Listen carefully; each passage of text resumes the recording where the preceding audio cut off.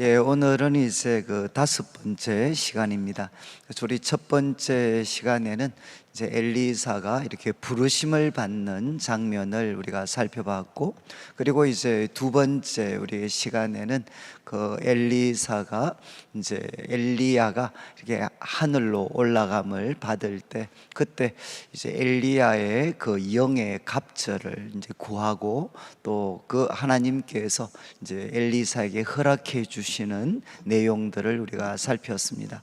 그리고 이제 세 번째는 그 엘리사가 했던 그 두 가지 이제 첫 번째 사역들이죠. 그러니까 참 그 저주받은 성읍이었던 그 여리고, 그 물을 이렇게 고치고, 그렇지만 이제 조롱의 도시 베델, 그 베델의 그 어린 이제 사람들이 이렇게 선지자를 조롱할 때 이제 심판하는 내용들이 이제 기록이 되어졌습니다. 그리고 어제 살폈던 이제 그 열왕기상 3장 내용에는 이제 나라, 그러니까 북쪽 이스라엘이 이렇게 모압을 공격을 하려고 갔다가 정말 물이 없어서 참 전쟁을 하기도 전에 이렇게 참 그런 그 하나의 그 패배할 수밖에 없는 그런 다급한 상황을 참 만났을 때, 이제 엘리사 선지자를 통해서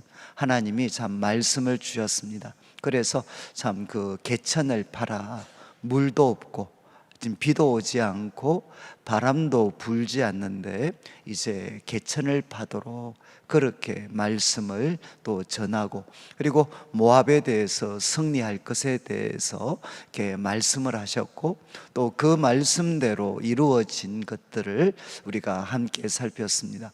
오늘은 이제 저희들이 세 가지 사건, 1절부터 7절까지 말씀을 먼저 다루고, 그리고 38절부터 44절까지 또 두 가지 사건이 기록이 되어져 있습니다. 그래서 이 세 가지 사건은 다 이렇게 궁핍함, 이렇게 가난과 밀접하게 연관되어져 있기 때문에 좀 같이 살피고, 이제 중심에 있는 그 8절부터 37절까지 말씀은 저희들이 오늘 이제 금요일 저녁에 밤에 우리 금요 기도회 시간에 좀 살피려고 그렇게 합니다. 이제 4장 1절을 보시면은 이제 이렇게 시작을 합니다. 선지자의 제자들의 아내. 이제 선지자의 제자들이 나옵니다. 그리고 이제 그 제자들의 이제 아내들이 있었는데, 그 중에 이제 한 사람이 그 엘리사에게 부르짖게 되는 이제 일이 일어나게 됩니다. 그런데 이제 이유가 뭔고 하면, 당신의 종 나의 남편이 이미 죽었다는 겁니다. 지금 오늘 그 말씀에는 1절에도 선지자의 제자들이 등장을 하고, 그리고 이제 그 뒤에 나오는 두 사건에도 이제 그 38절도 여러분들이 한번 보시면 38절에도 이제 선지자의 제자들이 이렇게 등장을 합니다. 그리고 또 42절부터 44절까지 사건도 이렇게 선지자의 제자들과 관련된 아마 말씀이지 않겠는가라고 이렇게 대부분 생각을 합니다. 그러니까 이게 이제 열왕기 하에는 아주 두드러진 특징이죠. 이제 엘리야와 또 엘리사 시대는 선지자의 제자들이 있었습니다. 선지자의 제자들. 그러니까 이 선지자의 제자들이 뭐 오늘날 같으면 공동체를 이렇게 이루고 있는 것 같습니다. 공동체를 이루고 있습니다. 그런데 이제 이들의 삶은 사실 굉장히 그 힘들었던 삶이죠. 왜냐하면 이제 엘리야가 하나님 앞에 그 하소연을 했을 때 이제 정말 나밖에 남지 않았습니다. 나밖에. 나는 하나님에 대해서 열정이 특심했는데 이제 그 아합과 그리고 또 참 이 이세벨 그리고 바알 숭배자들이 주의 제자들을, 선지자들을 다 죽이고 나밖에 남지 않았습니다 라고 이야기할 정도로 이제 그 하나님의 신실한 사람들은 이 아합 가문이 득세를 하면서 아마 굉장한 그 고통을 당하게 됩니다. 그러니까 엘리야가 볼 때는 하나도 남지 않았습니다 라고 이야기할 정도로. 그런데 하나님께서 이제 주셨던 답변은 바알에게 무릎 꿇지 않고 또 입을 맞추지 않은 이제 7천 명을 하나님께서 남겨두셨다, 이렇게 말씀을 하셨죠. 그러니까 7천 명이라는 숫자가 적은 숫자는 아니지만 이제 북쪽 이스라엘 전체를 생각한다면 7천 명은 정말 소수의 사람들입니다. 소수의 사람들이 남아 있었고, 그리고 그들은 이제 공동체를 이렇게 이루고 있었고, 그리고 그 공동체 하나의 그 지도자로서 이제 이 엘리사가 이렇게 활동을 이렇게 한 것 같습니다. 그런데 이제 오늘 말씀 세 가지 사건을 살피는데, 바로 그 당시에 신실했던 하나님의 백성들, 신실했던 그 선지자의 제자들은 어떻게 살았는가? 그들은 참 이렇게 바알 숭배자들로부터 생명의 위협도 이렇게 받았겠지만, 이제 그들의 삶에는 항상 가난이 있었습니다. 가난.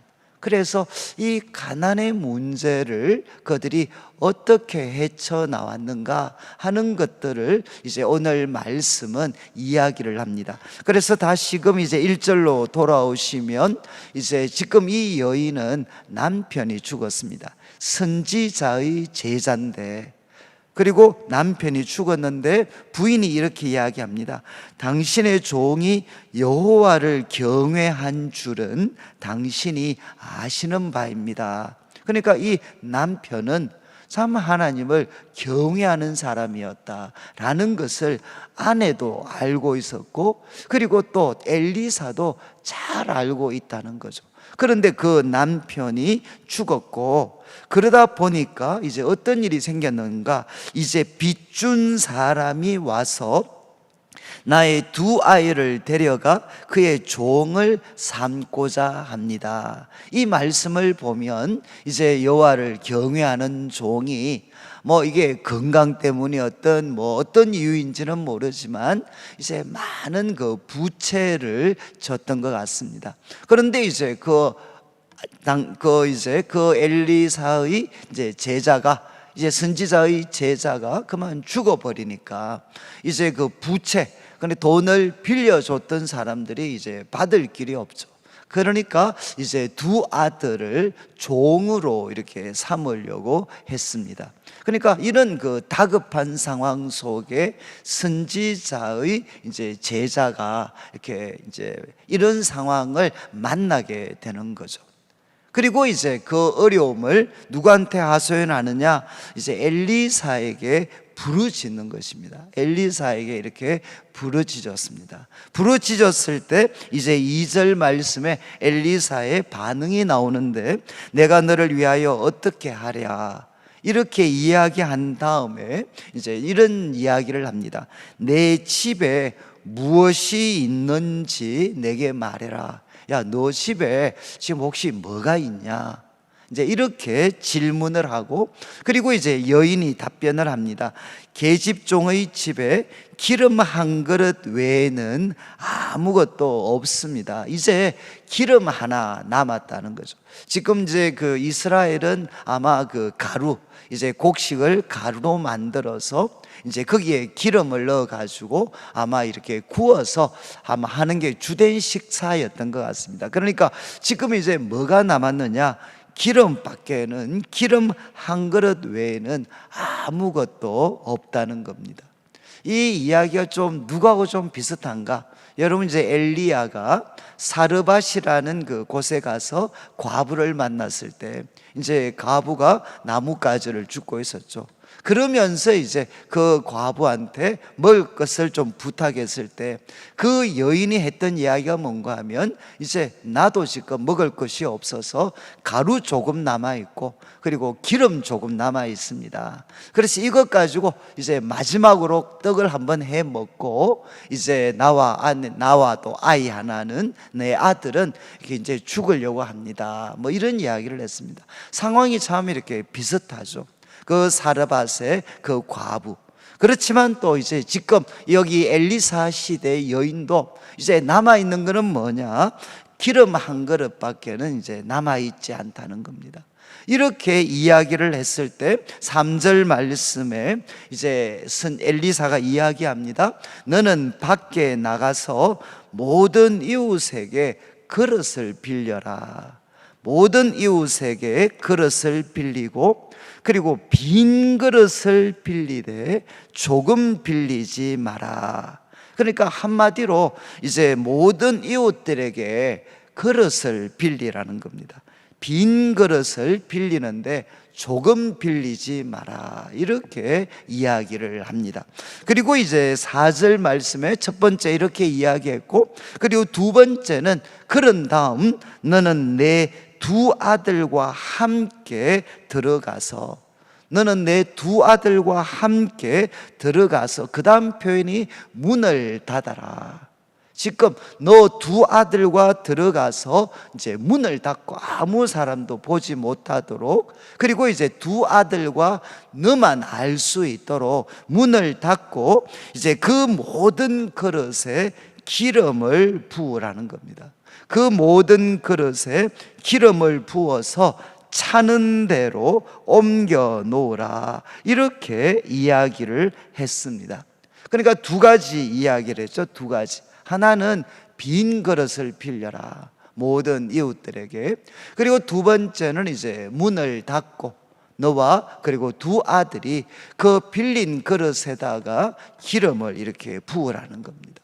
이렇게 이야기를 했고, 이제 5절 말씀에 여인은 물러가서 그의 두 아들과 함께 문을 닫은 후에, 이제 문을 닫았죠. 문을 닫은 후에 그들은 그릇을 그에게로 가져오고, 그리고 이제 그는 붓습니다. 그러니까 두 아들은 이제 그릇을 가져오고, 그리고 이제 여인은 거기에 기름을 붓습니다. 그리고 6절 말씀에 그렇게 부으니까 그릇에 다 찼다는 겁니다. 빌려온 그 그릇에 다 이 기름, 그 빌려온 모든 그릇에 기름이 찼다는 거죠. 그리고 여인이 아들에게 이야기합니다. 그릇을 내게로 가져와라. 그렇게 이야기하니까 이제 아들이 이야기합니다. 다 다른 그릇이 없습니다. 이제 그릇이 없다는 겁니다. 그릇이 없습니다 라고 이야기했을 때, 그때 이제 기름이 곧 거쳤다는 겁니다. 기름이 이제 거기에서 멈추게 된 거죠. 그리고 7절 말씀에 이제 그 여인이 하나님의 사람에게 나아가서 말을 합니다. 뭐라고 말하는고 하면, 이제 나아가서 이 상황을 다 보고를 하니까 그때 이제 하나님의 사람이 너는 가서 기름을 팔아가지고 빚을 갚고, 그리고 남은 것으로 너와 내 두 아들이 생활해라. 그러니까 참 이거 가지고 나가서 이제 기름을 팔아서 이제 빚을 다 갚고, 그리고 이제 남은 것으로 너와 내 두 아들이 이렇게 생활을 해라, 이렇게 명령을 하게 됩니다. 여러분, 참 이 사건은 아마 엘리야, 앞에서 말씀드렸던 사르밧에 있는 과부, 그 과부에게도 사실 이제 이런 그 은혜들이 주어졌죠. 그래서 엘리야가 먼저 자기에게 떡을 만들어 줄 것에 대해서 이야기를 하고, 그래서 그 여인이 참 이렇게 순종을 했을 때 성경에 보면 그 어떤 비가 다시 올 때까지 그 집에 가루와 기름이 떨어지지 않는 이제 그런 복을 누리게 됩니다. 저는 이제 이게 뭐 말 그대로 이거는 기적이죠. 하나님의 초자연적인 역사입니다. 그러니까 참 기름인데, 그거는 뭐 기름 하나 한 그릇 지금 있는데 그 빈 그릇에다가 그 기름을 이렇게 부었을 때, 그 기름을 부었을 때 정말 그 빌려왔던 모든 그 그릇에 기름이 이렇게 가득 이렇게 차게 됩니다. 차게 되고, 이를 통해서 이제 그 부채도 갚고, 그리고 또 두 아들과 함께 생활을 하게 됩니다. 저는 이제 이 말씀을 볼 때 뭐 다른 거는 모르지만 아마 이런 일들은 우리 성도님들도 이렇게 한 번씩 만나실 수 있을 것 같아요. 그러니까 그 과거에 또 지금도 아마 우리 하나님을 믿는 성도들의 삶에는 여러분 항상 어려움이 찾아옵니다. 저도 뭐 우리 교회도 그렇고 뭐 이런 일들은 항상 있습니다. 정말 하나님을 경외하는 종이 참 이렇게 이런 나이에 먼저 하나님의 부르심을 받는 일들도 일어나고, 그리고 또 남은 가족들이 참 이렇게 경제적으로 큰 위기에 이렇게 봉착을 하게 됩니다. 그런데 그때 참 우리 성도들이 이제 하나님 앞에 나아가서 참 이 엘리사에게 하나님의 사람에게 여인이 이야기했던 것처럼 이제 하나님의 도우심을 참 구하게 되면 사람들에게 주시는 말씀과 방법은 다 다르지만 바로 그들이 가지고 있는 그 그릇, 기름 한 병, 그 사용해서 이제 그릇을 다 빌려오게 하고, 그리고 거기를 가득 채워 주셔서 그 가정에 이런 경제적인 위기, 두 아들이 종으로 팔려가게 되고 그 가정의 미래가 없어져 버리는 이런 위기에서 하나님이 구원해 주시는 은혜들을 이제 엘리사 시대에 선지자의 제자들이 누렸다는 것입니다. 저는 이제 이런 은혜들이 우리 한국교회 참 이렇게 초창기에 우리 한국교회 성도들은 뭐 말할 필요가 없었죠. 소수였을 때. 그때 저는 아마 그 자라면서 뭐 부흥회도 그렇고, 그리고 또 우리 성도들과 우리 또 저는 청년들이었으니까 청년들과 같이 이렇게 같이 이제 뭐 신앙생활을 하고 교제를 할 때 아마 우리 그 친구들한테, 또 저도 그런 경험들이 많지만 그런 간증을 많이 들었던 것 같아요.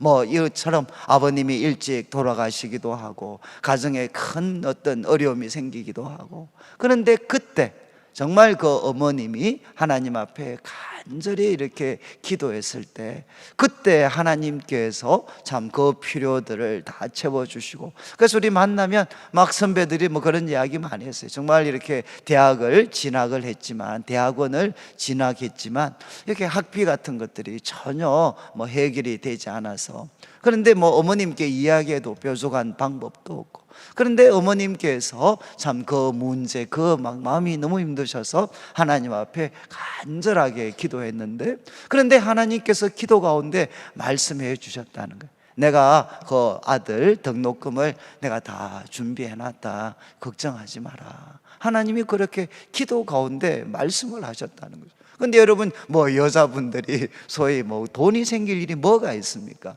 그런데 이제 간절히 우리 어머님이 그렇게 이야기하셨다는 거죠. 어머님이, 야, 하나님이 너 등록금 준비해 놨단다, 야, 걱정하지 마라. 그러니까 그래서 뭐 어머님이 그렇게 말씀하시니까, 그런데 나중에 참 이렇게 학교에 가서 알아보니까 참 그 당시에는 참 이렇게 드물게 또 이렇게 장학금 같은 것들이 자기한테 주어져 있어가지고 정말 그 등록금을 해결하기도 하고, 그러니까 참 이렇게 우리 과거에 아마 이 자리에 앉아 계신 분들은 아마 이런 경험 꼭 이렇게 뭐 꼭 만화 속의 이야기 같지만 사실은 우리가 다 겪으면서 살아왔던 겁니다. 저도 이렇게 돌아보면 참 이렇게 뭐 이런 어떤 위기들이 정말 많이 있었죠. 정말 이렇게 뭐 이런 아버님이 돌아가시고 이런 건 아니라 할지라도 큰 그런 경제적인 위기에 이렇게 봉착을 해서 길이 없어 보일 때, 그래서 그때 이제 또 하나님 앞에 참 기도하면 하나님께서 참 또 이렇게 막 이 여인에게 했던 거와는 뭐 이런 방법은 아니라 할지라도 또 하나님께서 참 길을 열어주셔서 그 경제적인 그런 위기와 곰핍들을 또 이렇게 견디고 헤쳐나갈 수 있는 은혜를 주셨던 거죠. 여러분, 지금 이제 선지자의 제자, 그 제자의 아내가 참 남편이 죽고 두 아들이 종이 돼야 될 그런 위기에 처했을 때 여인은 어떻게 했느냐? 뭐 제가 자주 말씀드리지만 하나님을 원망하지도 않고, 그리고 또 포기하지도 않고, 내 힘으로 해결해 보겠다고 발부둥치지도 않고, 그는 먼저 어떻게 했느냐? 그것을 하나님의 사람에게 부탁을 했습니다. 하나님께 기도하고 부탁을 했죠. 그때 바로 하나님께서 그분의 능력으로 바로 이 작은 여인, 그리고 그 가정을 하나님이 지켜주셨습니다. 저는 이제 여러분들이 꼭, 저는 과거에 룻기 같은 경우 이렇게 공부를 할 때 그 룻기 책의 제목을 이렇게 붙인 사람이 있더라고요. 작은 여인을 위한 크신 하나님. 저는 아마 참 이렇게 그 제목을 제가 잊을 수가 없는 것 같아요. 작은 여인을 위한 크신 하나님. 한 이방인, 그런데 이제 믿음 때문에 와서 볼이 죽고, 네? 정말 이렇게 뭐 남편도 없고 뭐 뚜렷한 직업이 있는 것도 아니고 또 시댁이 뭔가 능력이 있는 것도 아니고, 그래서 그 작은 여인이죠. 작은 여인. 그런데 그 작은 여인이 자기 힘으로 살려고 하면 참 어렵습니다. 그런데 작은 여인을 누가 도우셨느냐? 크신 하나님이 도우셨을 때 그의 삶에 어떤 놀라운 은혜가 있었는가? 이것이 이제 룻기의 이야기입니다. 여러분, 오늘날에도 사실은 오늘 말씀의 사실 결론인데, 여러분, 우리는 작은 사람들입니다. 우리들의 삶에는 항상 문제가 있습니다. 남편이 일찍 죽을 수도 있고, 경제적인 문제 때문에 아이들이 이제는 종이 될 수도 있고, 이런 삶의 위기가 찾아올 때, 여러분, 이 거대한 세상, 그리고 우리들의 삶을 찾아오는 항상 이 큰 문제들, 그런 문제들을 헤쳐나가기에 우리는 사실 작은 사람들입니다. 그런데 이 작은 사람이 자기 힘으로 이 문제를 헤쳐나가려고 하지 않고 바로 하나님께 이 문제를 맡기게 되면, 여러분, 바로 작은 사람인 우리를 누가 도우시느냐? 바로 크신 하나님이 도우신다는 거죠. 여러분, 이제 엘리사 시대 이야기의 사실 결론입니다. 여러분, 이제 어떻게 살아갈 건가? 어떻게? 그것은 여러분, 이제 지도자들은 하나님을 떠났습니다. 하나님이 아니라 바알과, 그리고 또 어떻게 보면 세속화시켜버린 그런 어떤 신앙들을 갖고 있습니다. 여러분, 백성들을 살피지도 않습니다. 그런데 백성들은 가난과 또 질병과 또 고통 속에서 살아갑니다. 그러면 하나님의 백성들은 어떻게 살아가야 되느냐? 여러분, 열왕기잖아요. 열왕기. 근데 조금 계속 살펴보겠지만, 열왕기에 여러분 이런 이야기들, 왕들의 이야기에 이런 이야기들이 왜 기록되어졌겠습니까? 왕들의 이야기잖아요. 열왕기 제목 자체가. 이 열왕기 왕들의 이야기에 왜 이런 이야기를 기록을 했을까요? 그리고 여러분, 이 열왕기는 언제 기록이 되는가 하면 바벨론 포로에서 돌아왔을 때 왜 우리가 망했는가 라는 것들을 정말 다시금 성경 신명기에 기록된 그 성경의 관점에서 지난 역사를 회고하면서 지금 오늘 바벨론 포로에서 돌아와서 새롭게 이스라엘을 건설하려고 하는 그 세대에게 살아있는 교훈을 주기 위해서 기록한 게 바로 이 열왕기서입니다.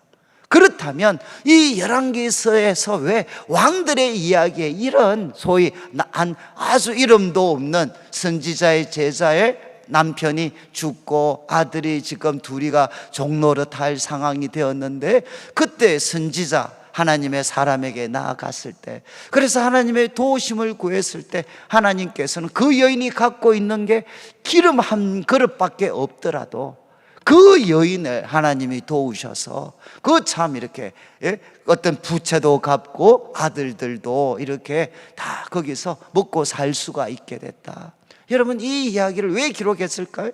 바로 바벨론 포로에서 돌아왔던 이스라엘 백성들의 삶에도 여러분, 지도자들은 항상 부족하고 대부분 자기중심적입니다. 그렇지만 그 가운데에서 정말 하나님의 백성들, 성도들은 가난과 순간순간마다 이 힘든 삶과 싸우며 살아가야 됩니다.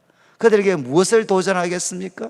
그들에게 무엇을 도전하느냐? 바로 이런 시대를 살아가는 하나님의 백성들은 누구를 의지해야 되느냐? 바로 전능하신 하나님을 의지해야 된다는 거죠. 그리고 그 하나님을 체험하는 방법 중에 하나가 무엇이냐? 문을 닫으라는 것입니다. 문을 닫으라.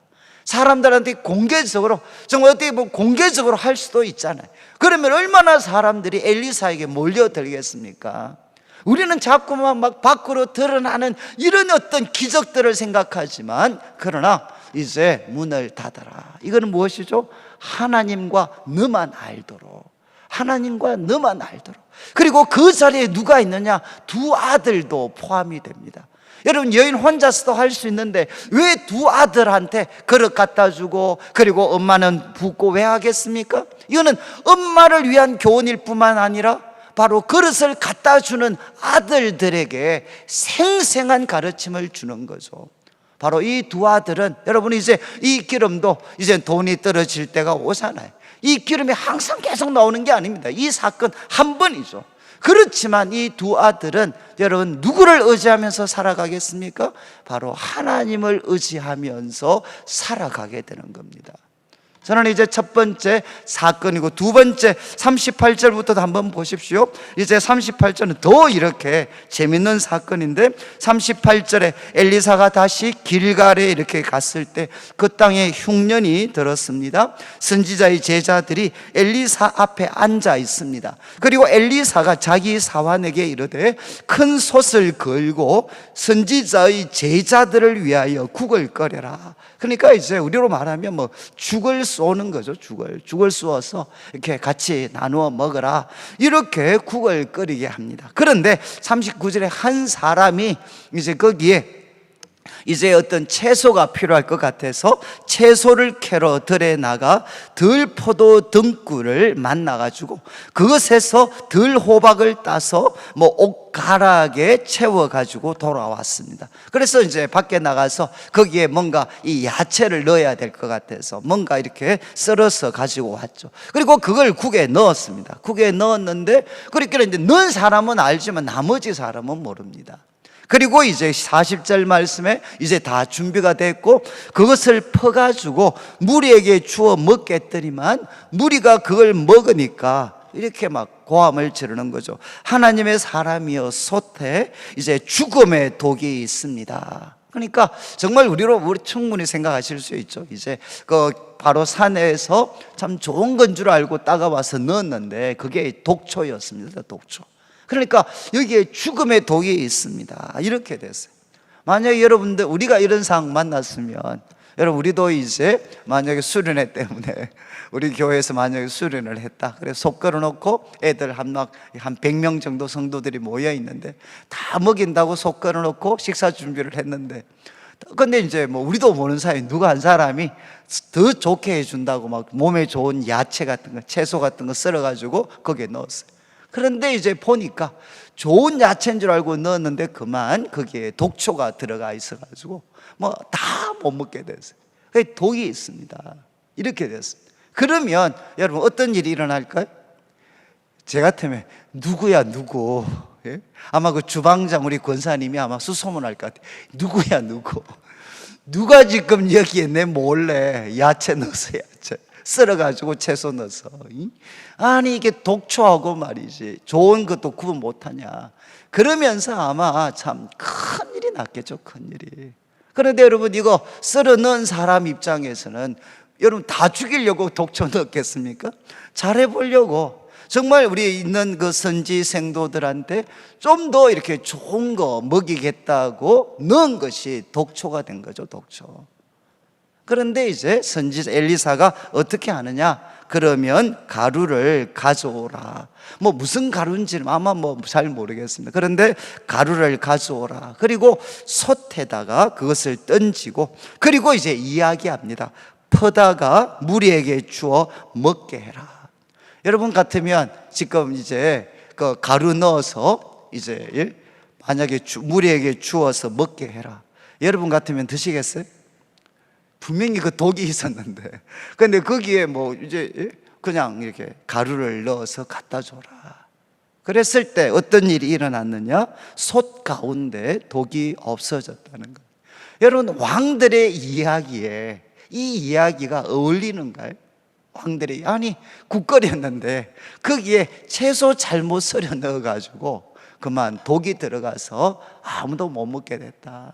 그런데 여러분, 하나님은 어떤 분이시냐?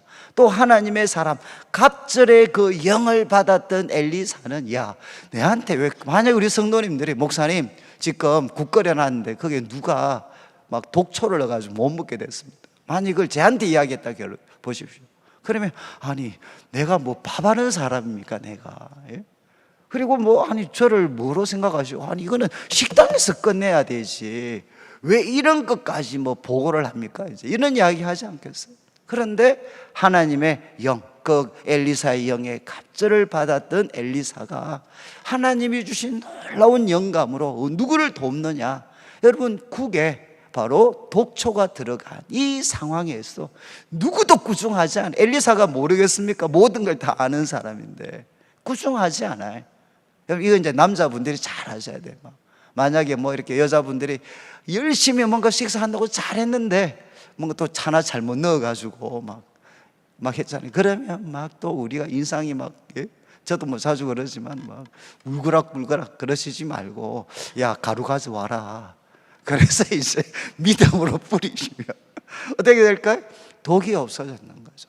그러니까 참 저는 이 말씀을 볼 때 하나님, 우리 같으면 이제 독 대신에 뭐 국이 잘못 넣었다고 뭐 쉴 수도 있잖아요. 실수도. 그러면 아마 뭐 이런 것들을 참 하나님의 선지자가 이거를 고쳐주는 거죠. 그리고 또 42절을 한번 보십시오. 한 사람이 바알 살리사에서부터 와서 처음 만든 꽃떡 곧 보리떡 20개 그리고 자루에 담은 채소를 하나님 사람에게 드립니다. 그리고 그가 이르되 무리에게 주어 먹게 해라. 한참 선한 분이 계셨어요. 선지자의 생도들이 항상 굶으니까 이제 이분이 오셔서 한 20인분을 가져오신 것 같아요. 보리떡 20개 또 자루에 담은 채소를 하나님의 사람에게 드렸습니다. 그리고 이제 이렇게 드렸을 때 여러분, 이제 엘리사가 이제 무리에게 주어 먹게 해라. 이거 무리에게 주어 먹게 해라. 그랬을 때 그 종이 이야기를 합니다. 내가 어찌 이것을 100명에게 주겠습니까? 이 말씀 보니까 여러분, 들어온 거는 20인분인데 사람은 100명이 있습니다. 100명. 그러니까 아니 이거 어떻게 100명에게 줄 수 있습니까? 그럴 때 엘리사가 한 번 더 명령을 합니다. 무리에게 주어 먹게 해라. 여러분, 아마 사반이 이 말씀을 했을 때는 뭐 이런 뜻도 담겨졌겠죠. 아니 선지자 엘리사한테 혹시 꼭 필요한 사람, 그리고 말 잘 듣는 사람만 20명 뽑아서 몰래 나누어 먹읍시다. 어쩌면 이런 생각을 했을지도 모르겠어요. 왜냐하면 20인분밖에 없으니까 100명이 도저히 뭐 100명은 먹을 수는 없고 20명을 추려서 줘야 되니까. 그런데 이제 선지자는 이야기합니다. 2번이나 무리에게 주어 먹게 해라. 같이 먹으라는 거죠. 같이. 그리고 그 다음에 뭐라고 선언하느냐? 여호와의 말씀이 그들이 먹고 남으리라. 여호와의 그 말씀이 분명히 20인분인데 100명이 먹을 때 먹고 남을 거다. 이렇게 이야기를 하고 44절에 그가 그들 앞에 주게 됩니다. 그가 그들 앞에 주게 될 때 여호와께서 말씀하신 대로 먹고 남았더라. 이게 이제 예수님 당시에 오병이어 사건의 하나의 어떻게 보면 뭐 일종의 예표와 같은 사건이죠. 예표와 같은. 정말 하나님의 백성들 그 공동체는 굶주려 있고, 그리고 또 그분들을 돕는다고 해서 여러 가지를 주지만 항상 모자랐어요. 100명인데 20인분의 식사만 준비가 되었을 때 그때 바로 무리들에게 나누어 줘라. 다 같이 먹어라. 그리고 하나님의 말씀을 전해 줍니다. 하나님의 말씀이, 여호와의 말씀이 먹고 남을 거다. 20인분인데 100명이 먹고도 남을 거다. 이렇게 말씀을 전하고 그리고 그 말씀이 이루어지게 됩니다. 저는 이제 이 세 가지 사건, 뭐 여기에 제가 뭐 복잡한 해석을 하지 않아도 분명한 것은 무엇이죠? 만화 같은 이야기 같지만 우리들이 살면서 항상 겪는 이야기입니다. 살면서 항상 겪는 이야기.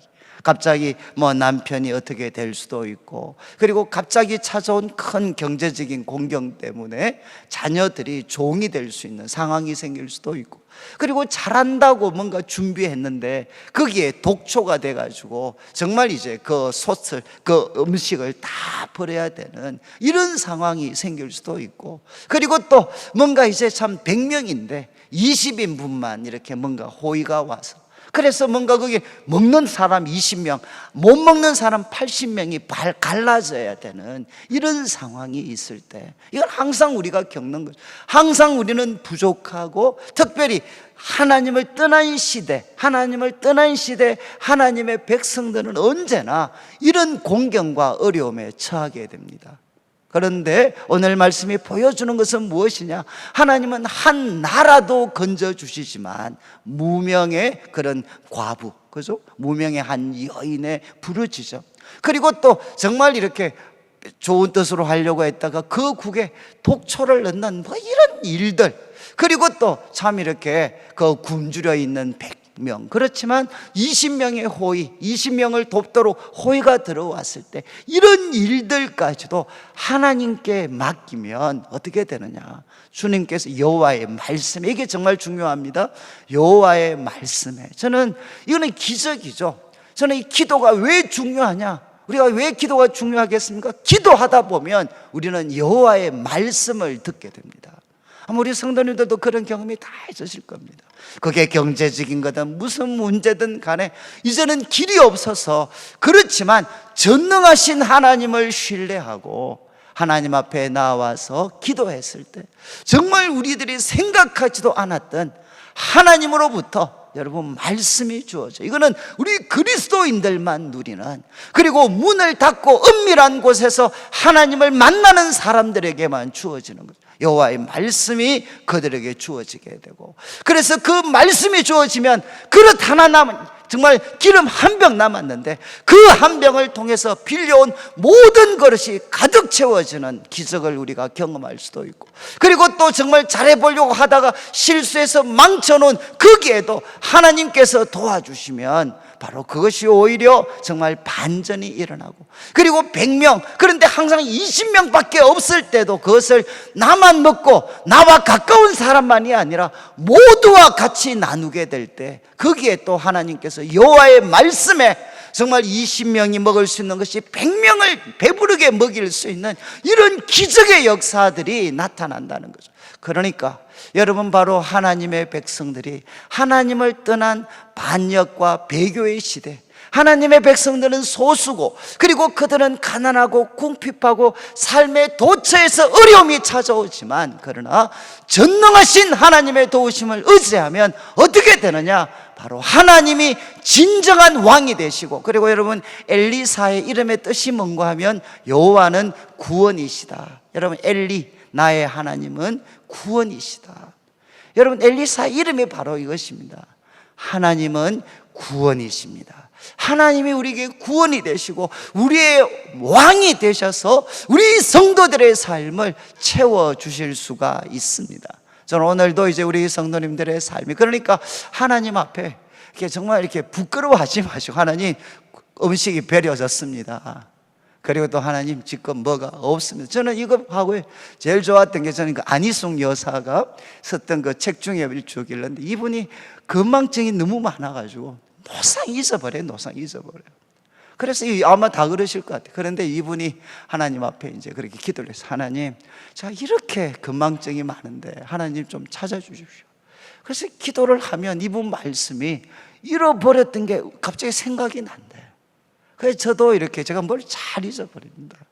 그래서 제가 이제 잊어버리면 정말 꼭 필요한 거는 제가 기도합니다. 하나님, 이거 잃어버렸는데 이거 하나님 좀 찾아주십시오. 그러면 빈말 같은데 갑자기 영감, 저기 있다, 저기 막 이렇게. 저는 우리 성도님, 우리 하나님이 크고 위대하신 분이시지만 우리를 이렇게 세심하게 돌보시는 분이시고요, 요번에 이제 또 같이 기도하시는 가운데 이렇게 세심하게 우리를 돌보시는 이 능력과 사랑과 지혜의 하나님을 힘입어서 이 코로나19의 어려운 때를 오히려 하나님과 동행하며 참 믿음으로 또 기쁨으로 살아가시는 성도들 되시기를 주님의 이름으로 축원합니다.